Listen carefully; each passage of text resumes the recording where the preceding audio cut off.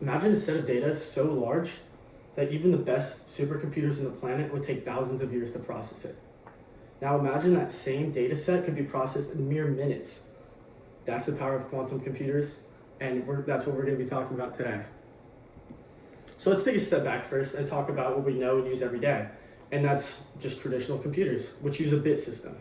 And as physicist Ball mentions, this is the primary difference because quantum computers use these things called qubits, which are subatomic particles, and they are, instead of a 0 or a 1, they're actually both at the same time. Now, this superposition, it's called, this fluid-like 0 and 1, is tethered to another qubit, and this gives a parallel processing power that can exponentially grow, which can never be matched with the power of just a common bit system in a regular laptop or iPhone like we all use. So this is something that's going to be much more relevant to our lives in the very near future, and a lot of that is due to advancements that we will discuss right here. And that has to do with qubits are very fragile, and they're very susceptible to interference from different temperatures, even different random stray electromagnetic frequencies can come and disrupt and destroy these qubits, and that would erase the data that was being stored on that. So recently, researchers have done quantum error correction to kind of stop this, it's called decoherence, when they get interrupted and basically destroyed by the environment. And this is by using these things called logical qubits. So what logical qubits are, they are imagine it like a grid system of interconnected qubits. This allows for, if any of them get destroyed by a different temperature or a stray electromagnetic frequency, the rest of the qubits in this grid system that are tethered together can bring back the data because they all carry the exact same data. And so this is a big improvement because originally, in which these experimental computers started in 1998, it took a very long time to get meaningful improvement because they were so fragile and could never stay stable long enough to do long calculations like we can do nowadays. And by the way, a lot of this is mentioned by the Quantum Brief blog, and they go into this very detail. So now let's get into how this can be used and how it can be abused as well. So there's a lot of positives to this because we can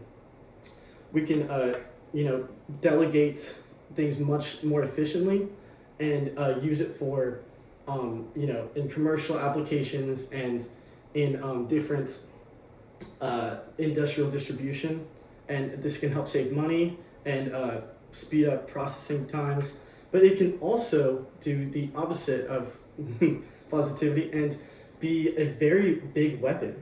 So quantum computers are so powerful that they are able to basically unlock encrypted data. So now let's take another step back. What's encrypted data? So encrypted data is an algorithm. It's basically it's a lock on information, and this lock has a specific set of numbers that is hidden when it's sent, that the receiving computer has imagine it as a key, has this identical key to unlock the data. So while they can be cracked by traditional computers, it would take a very, very, very long time.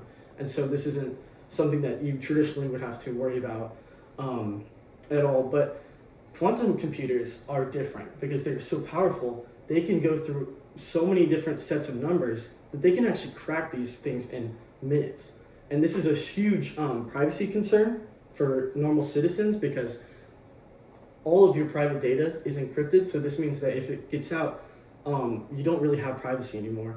But also this means that countries can be susceptible to attacks. And so it's a very big cybersecurity issue. And this is big on the NIST, the National Institute for Standards of Technology, and a very big concern as a nation.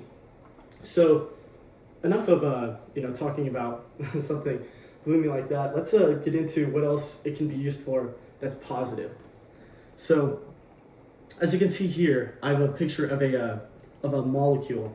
So, quantum computers are very unique because they can help run simulations that we normally would take decades to do in a normal computer, but it can do it in minutes or even seconds sometimes.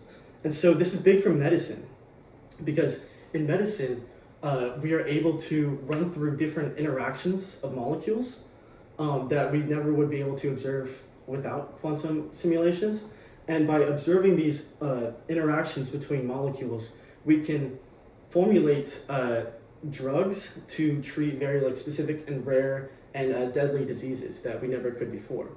So this is a very big upside, and so much more is coming out of this nowadays. And this is all mentioned very good by McKinley & Co. On her blog. And it's a very, this is something that's going to become a lot more relevant in our lives in the coming future. So that's a very good sign too.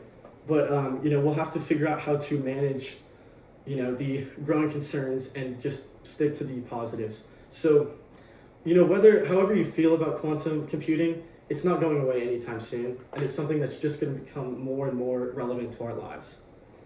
So, as you can see, we have a big new technology coming that's opening the window for a lot of change in our society. Thank you.